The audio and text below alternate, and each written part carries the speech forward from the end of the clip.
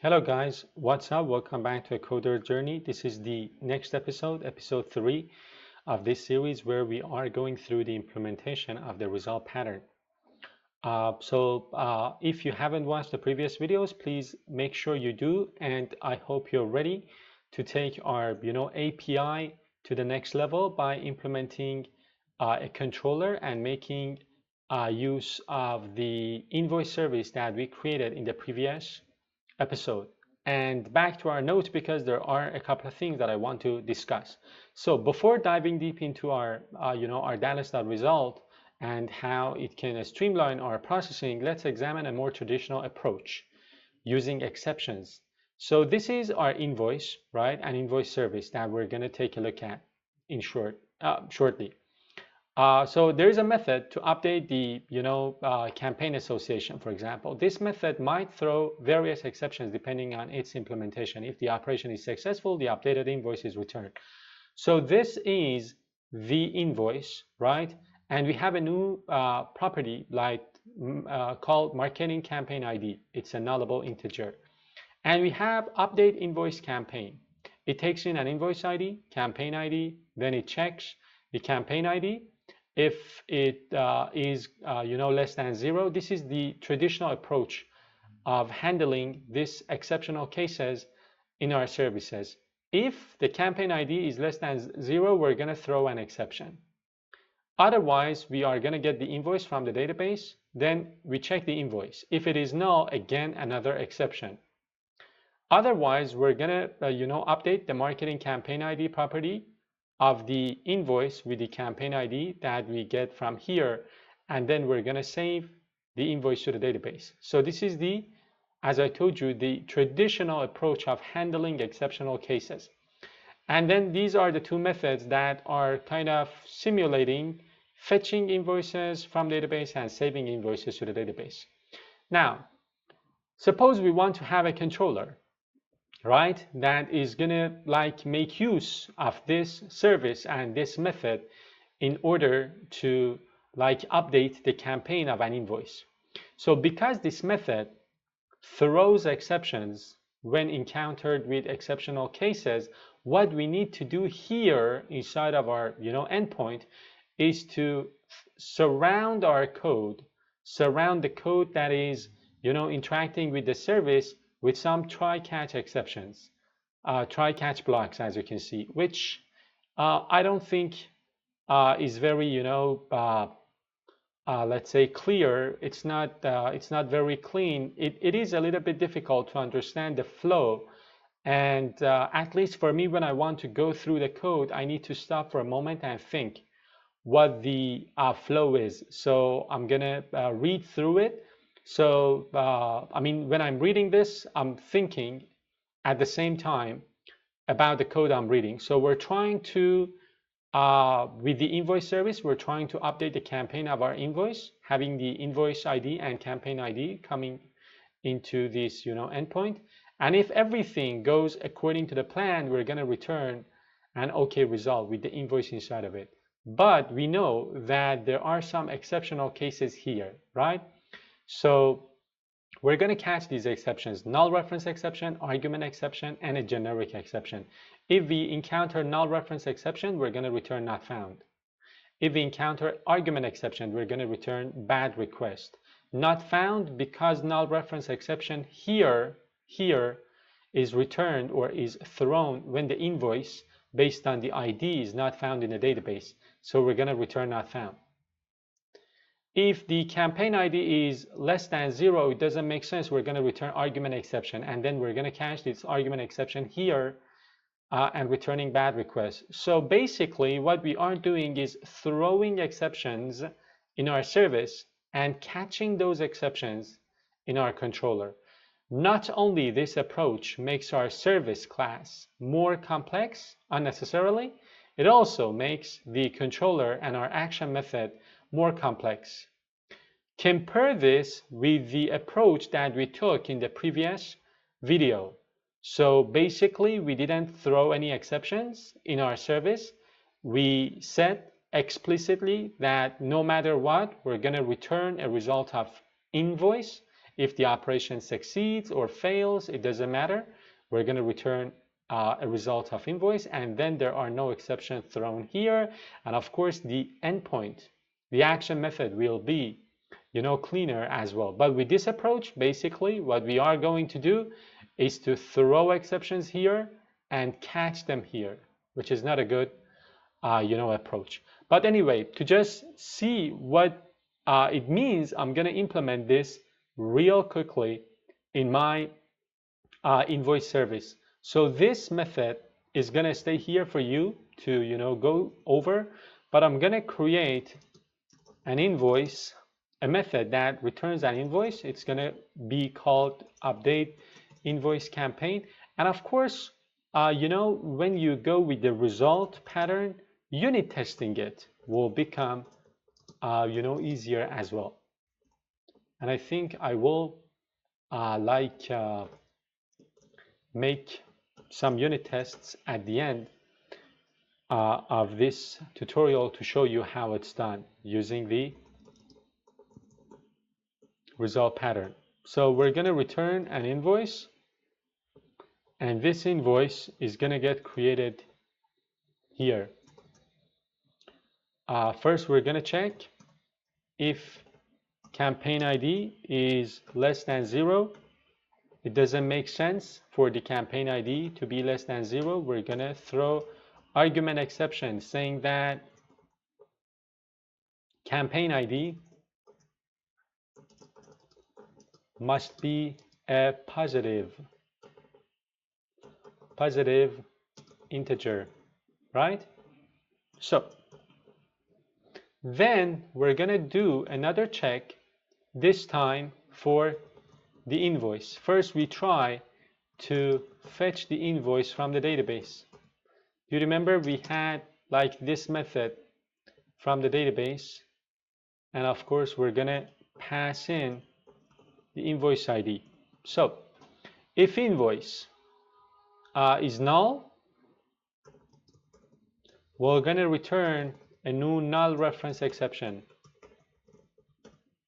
and we're going to say invoice ID was not found. We couldn't find an invoice with this ID in the database. Again, throwing another exception. And then otherwise, we're going to, of course, update the marketing, what was it called? Campaign ID, marketing ID, invoice.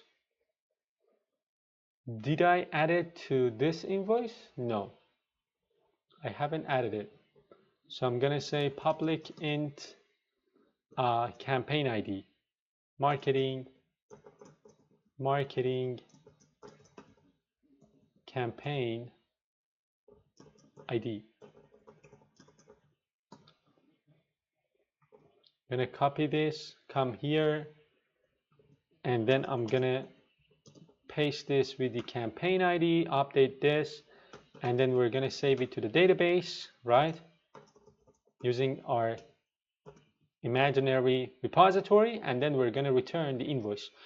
One other problem with this approach is that the consumer of this service, which in this case is the controller, needs to know or needs to refer to the documentation of this service to understand what possible exceptions are going to get thrown from inside of this service. And then based on those, the consumer has to catch those exceptions. So not only writing this will be cumbersome, but also using it from the consumer's side will also be difficult. So now I am going to go to my controller. If I can, let's say invoice controller, I'm going to rename this guy invoice controller. I'm going to rename the file as well. Move to namespace. The file got updated. I don't want this. I want the logger, the weather forecast.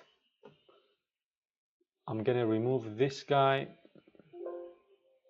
go to my invoice controller, and here from this, if you take a look here, we are returning an iAction result, right? And based on the different exceptions that are happening, we are going to return not found, bad request, which are all subtypes of iAction results. So I am going to say that here we're going to return iAction result because we are making an update. This is going to be HTTP put, but we're going to define the route here as well.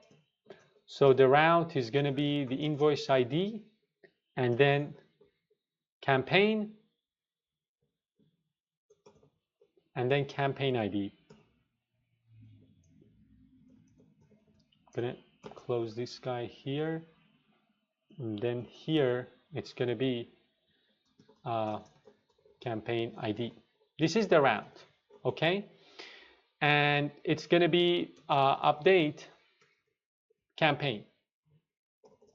And of course, we need to take in the invoice ID because we're going to pass these to our service, and campaign ID. We're going to return our action result. And then we're going to say, you know what? There is an operation we want to do with the service.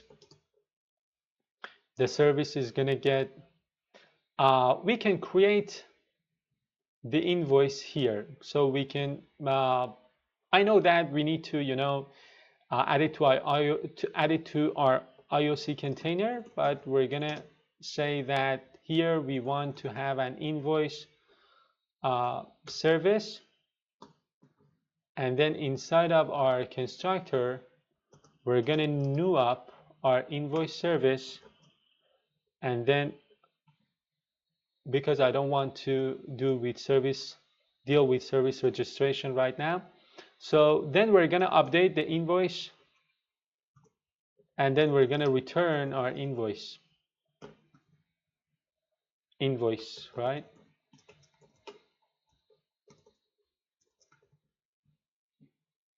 Of course, we're going to return an OK of invoice.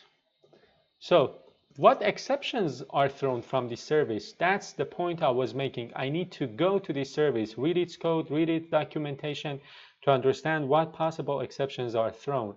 Argument exception, null reference exception. So I need to handle these. I am going to say null reference exception is one, opportunity or possibility argument exception is another one, and then finally we're going to catch a generic exception, and of course we're going to say that for these we're going to return, for example, not found here, and we're going to return a bad request here, and here we're going to return a new status code result of status code dot 500 internal server error for any other exception. So this approach is not clean, right? I told you there are different try-catch blocks. It makes reading the code difficult. I don't know whether you have heard the term cyclomatic complexity or not, but anyways, then again, I told you that I need to go to the service to see what exceptions are thrown here. Of course, I do not have documentation here. I could have some XML documentation. Again, the service itself should, I mean, there are indentations here. Again, cyclomatic complexity. It is difficult to read this code, right? And of course, I need to think about the different types of exceptions that I need to, throw. So right now we have 2 exceptional cases. What if we had 10 exceptional cases? We need to think about the different, exceptions that we need to throw. But we're gonna wrap this video up here, right? If you recall, we had another method called finalize invoice. So why not making an endpoint, an action method in our controller for finalizing an invoice, and then compare the code inside of that new endpoint with the code that we've got here to see the advantages of using the result pattern in action. And that could be the topic of the next video. Thank you so much for staying till the very end. I hope you've enjoyed watching this video. Give it a thumbs up if you enjoyed it, and till later. Bye-bye.